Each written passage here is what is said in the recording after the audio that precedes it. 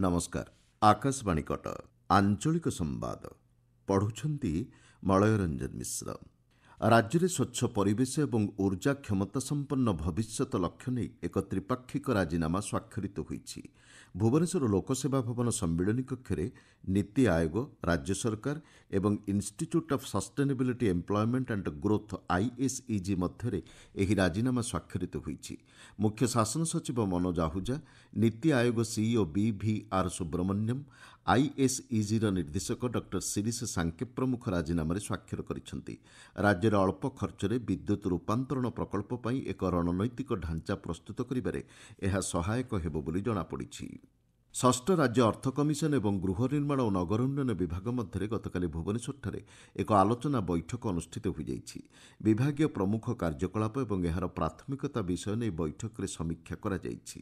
2026-27 ଆର୍ଥିକ ବର୍ଷରୁ 2030-31 ଆର୍ଥିକ ବର୍ଷ ମଧ୍ୟରେ କ୍ଷେତ୍ରୱାରୀ ଆର୍ଥିକ ଆବଶ୍ୟକତା ଉପରେ ବୈଠକରେ ବିସ୍ତୃତ ଆଲୋଚନା ହୋଇଛି। ଯାତ୍ରୀଙ୍କ ସୁରକ୍ଷାକୁ ସୁନିଶ୍ଚିତ କରିବା ଲକ୍ଷ୍ୟ ନେଇ ରେଳଗାଡ଼ିରେ ଆତସବାଜି ଏବଂ ଅନ୍ୟାନ୍ୟ ଦହନଶୀଳ ପଦାର୍ଥ ପରିବହନ ଉପରେ ରେଳବାଇ ପକ୍ଷରୁ ନିଷେଧାଦେଶ ଜାରି କରାଯାଇଛି। ପୂର୍ବତଟ ରେଳପଥ ଖୋର୍ଦ୍ଧା ରୋଡ୍ ରେଳମଣ୍ଡଳ ପକ୍ଷରୁ ଏଥିପାଇଁ ସ୍ୱତନ୍ତ୍ର ବ୍ୟବସ୍ଥା ଗ୍ରହଣ କରାଯାଇଛି। ଯାତ୍ରୀଙ୍କ ସାମଗ୍ରୀକୁ ଯାଞ୍ଚ କରିବା ପାଇଁ ରେଳମଣ୍ଡଳର ପ୍ରବନ୍ଧକ ସୁରକ୍ଷା ଅଧିକାରୀଙ୍କୁ ନିର୍ଦ୍ଦେଶ ଦେଇଛନ୍ତି। ଯାତ୍ରୀ ସଚେତନତା ପାଇଁ ସ୍ୱତନ୍ତ୍ର ପଦକ୍ଷେପ ଗ୍ରହଣ କରିବାକୁ ରେଳମଣ୍ଡଳ ପକ୍ଷରୁ ଷ୍ଟେସନଗୁଡ଼ିକୁ ପରାମର୍ଶ ଦିଆଯାଇଛି। ୟୁରୋପୀୟ ସଂଘର ଗବେଷଣା ଏବଂ ଉଦ୍ଭାବନ ପରାମର୍ଶଦାତା ଡକ୍ଟର ବିବେକ ଭି ଧାମଙ୍କ ନେତୃତ୍ୱରେ ଏକ ପ୍ରତିନିଧି ମଣ୍ଡଳୀ ଗତକାଲି ଆଇଆଇଟି ଭୁବନେଶ୍ୱର ପରିଦର୍ଶନ କରିଛନ୍ତି। ୟୁରୋପୀୟ ପ୍ରତିଷ୍ଠାନ ଏବଂ ଭୁବନେଶ୍ୱର ଆଇଆଇଟି ମଧ୍ୟରେ ଗବେଷଣା, ନବସୃଜନ ଓ ଶିକ୍ଷା କ୍ଷେତ୍ରରେ ସହଯୋଗ ନେଇ ମାର୍ଗ ଉନ୍ମୋଚନ କରିବା ଏହି ଗସ୍ତର ମୁଖ୍ୟ ଉଦ୍ଦେଶ୍ୟ।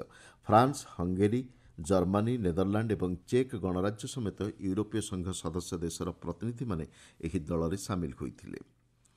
ପାର୍ବଣ ଋତୁରେ ପୂର୍ବତଟ ରେଳବାଇ ପକ୍ଷରୁ ସ୍ୱତନ୍ତ୍ର ଏକ୍ସପ୍ରେସ୍ ଟ୍ରେନ୍ ଚଳାଚଳର ବ୍ୟବସ୍ଥା କରାଯାଇଛି। ପୁରୀ ଓ ଆନନ୍ଦ ବିହାର ଟର୍ମିନାଲ ଏବଂ ପୁରୀ ନିଜାମୁଦ୍ଦିନ ମଧ୍ୟରେ ଦୁଇଟି ଟ୍ରେନ୍ ଚଳାଚଳ କରିବ।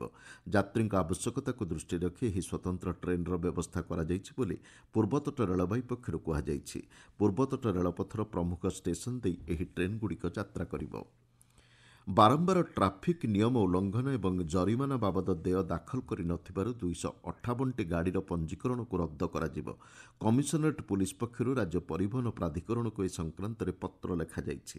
ବାରମ୍ବାର ଟ୍ରାଫିକ୍ ନିୟମ ଉଲ୍ଲଂଘନ କରୁଥିବା ଗାଡ଼ି ମାଲିକଙ୍କ ବିରୁଦ୍ଧରେ ଦୃଢ଼ କାର୍ଯ୍ୟାନୁଷ୍ଠାନ ଗ୍ରହଣ କରିବାକୁ ପ୍ରାଧିକରଣ ପକ୍ଷରୁ ଆଞ୍ଚଳିକ ପରିବହନ କାର୍ଯ୍ୟାଳୟଗୁଡ଼ିକୁ ନିର୍ଦ୍ଦେଶ ଦିଆଯାଇଛି।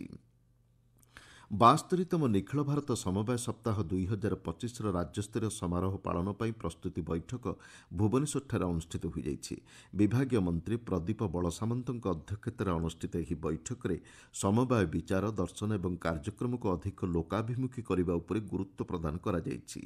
ଆସନ୍ତା ମାସ 14ରୁ 20 ତାରିଖ ପର୍ଯ୍ୟନ୍ତ ନିଖିଳ ଭାରତ ସମବାୟ ସପ୍ତାହ ପାଳନ କରାଯିବ। ଚଳିତ ବର୍ଷର ବିଷୟବସ୍ତୁ ରହିଛି ଆତ୍ମନିର୍ଭର ଭାରତ ପାଇଁ ସମବାୟ ଏକ ମାଧ୍ୟମ। ମାଲକାନଗିରି ଜିଲ୍ଲା ଜୁନିୟର ରେଡ୍କ୍ରସର କାର୍ଯ୍ୟକାରିଣୀ ବୈଠକ ଗତକାଲି ଜଗନ୍ନାଥପଲ୍ଲୀ ଉଚ୍ଚ ବିଦ୍ୟାଳୟ MV7 ଠାରେ ଅନୁଷ୍ଠିତ ହୋଇଯାଇଛି। ଜିଲ୍ଲା ଶିକ୍ଷାଧିକାରୀଙ୍କ କାର୍ଯ୍ୟାଳୟ ପକ୍ଷରୁ ଆୟୋଜିତ ଏହି ବୈଠକରେ ଜୁନିୟର ରେଡ୍କ୍ରସର ବାର୍ଷିକ କାର୍ଯ୍ୟକ୍ରମ ନେଇ ଆଲୋଚନା ହୋଇଛି। ନବରଙ୍ଗପୁର ଜିଲ୍ଲା ଡାବୁଗା ବ୍ଲକ ସମ୍ମିଳନୀ କକ୍ଷରେ ଜଳବାୟୁ ପରିବର୍ତ୍ତନ ଆହ୍ୱାନର ମୁକାବିଲା ପାଇଁ ଗ୍ରାମ ପଞ୍ଚାୟତର ଭୂମିକା ଶୀର୍ଷକ ତାଲିମ ଶିବିର ଗତକାଲି ଅନୁଷ୍ଠିତ ହୋଇଯାଇଛି। ଜଳବାୟୁ ପରିବର୍ତ୍ତନର କାରଣ ଏବଂ ନିରାକରଣ ଦିଗରେ ପଞ୍ଚାୟତର ଭୂମିକା ସମ୍ପର୍କରେ ତାଲିମ ପ୍ରଦାନ କରାଯାଇଛି।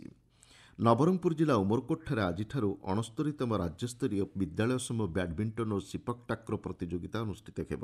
14 ଏବଂ 17 ବର୍ଷ ବର୍ଗରେ 674 ଜଣ ପ୍ରତିଯୋଗୀ ଅଂଶଗ୍ରହଣ କରୁଛନ୍ତି। ଆସନ୍ତା 19 ତାରିଖ ପର୍ଯ୍ୟନ୍ତ ଏହି ପ୍ରତିଯୋଗିତା ଚାଲିବ। ବିଶ୍ୱରେ ଦାରିଦ୍ର୍ୟର ଆହ୍ୱାନ ଏବଂ ଏହାର ମୁକାବିଲା ନେଇ ସଚେତନତା ସୃଷ୍ଟି କରିବା ଉଦ୍ଦେଶ୍ୟରେ ଆଜି ଅନ୍ତର୍ଜାତୀୟ ଦାରିଦ୍ର୍ୟ ଦୂରୀକରଣ ଦିବସ ପାଳନ କରାଯାଉଛି। ଦାରିଦ୍ର୍ୟର ଅନ୍ୟତମ କାରଣ ଅସମାନତାର ସମାଧାନ ଦିଗରେ କାର୍ଯ୍ୟ କରିବାକୁ ଏହି ଦିବସ ପ୍ରେରଣା ଦେଇଥାଏ।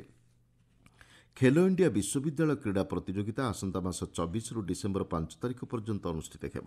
ରାଜସ୍ଥାନର 7ଟି ସହରରେ ଆୟୋଜିତ ହେବାକୁ ଥିବା ଏହି ପ୍ରତିଯୋଗିତାରେ ପ୍ରଥମ ଥର ପାଇଁ ବିଚ୍ ଭଲିବଲ, କାନୋଇ ଏବଂ କାୟାକିଂ, ସାଇକେଲ ଚାଳନା ଓ ଖୋଖୋ ପ୍ରତିଯୋଗିତାକୁ ସାମିଲ କରାଯାଇଛି।